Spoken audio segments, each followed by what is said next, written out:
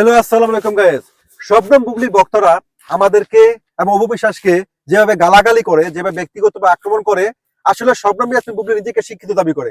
সে ঢাকা বিশ্ববিদ্যালয় থেকে পড়ে আসা একজন চিত্রনায়িকা, যে ঢাকা বিশ্ববিদ্যালয় থেকে পড়ে এসে আমরা মানুষকে দেখেছি গভর্নমেন্টের পড়াশোনায় বিভিন্ন বড় বড় কর্মকর্তা হইতে এবং বিভিন্ন কর্পোরেট সেকশনে উচ্চ শিক্ষিত উচ্চ পদস্থ কর্মকর্তা হিসেবে পদোন্নতি হইতে, কিন্তু শবনম বুবলি চিত্রনায়িকা হয়েছে এবং স্বঘোষিত সুপারস্টার, যিনি তার নামের আগে নিজে সুপারস্টার নায়িকা দাবি করে এবং যার হিট ছবির সংখ্যা আপনি যদি তাকে হিট ছবির সংখ্যা গুনতে দেন এবং তাকে একটা মাইক্রো স্কেল দেন, আপনি একটা খুঁজে বের করে দেবেন, তিনি বের করতে পারবে না।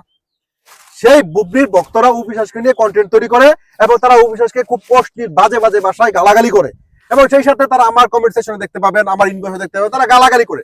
কিন্তু আমি ব্যক্তিগতভাবে মানুষকে গালাগালি করতে বা গালাগালিতে উদ্বুদ্ধ করতে আমি রাজি না।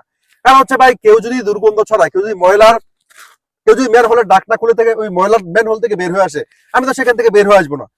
ও বিশ্বাসকে সমর্থন করার পিছনে কারণ কি? ও বিশ্বাসকে আমি সমর্থন করি, ব্যক্তি ও বিশ্বাসের সবকিছু আমি সমর্থন করবো না।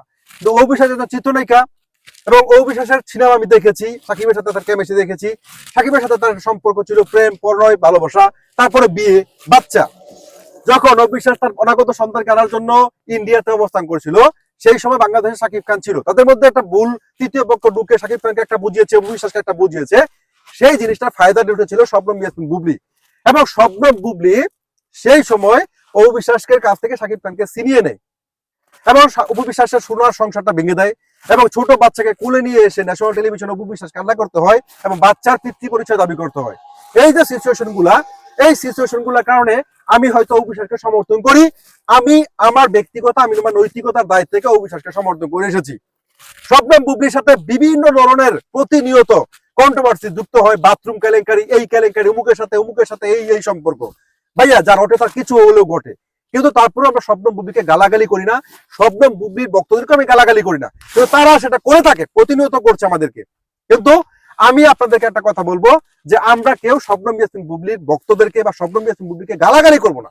তারা তাদের জন্ম পরিচয়, তারা তাদের শোনেন, শবনম ইয়াসমিন বুবলি কিন্তু অলরেডি শাহজাদ খান বীরকে পিতৃ পরিচয় দিতে পেরেছে, কিন্তু তার বিয়ের কোনো পরিচয়পত্র বা কোনো প্রমাণপত্র দিতে পারে নাই। সুতরাং বুঝতে হবে আপনি কার বক্তরা কোন ভাষায় কথা বলবে, সেটা আপনাকে বুঝে নিতে হবে। ভালো থাকবেন সবাই।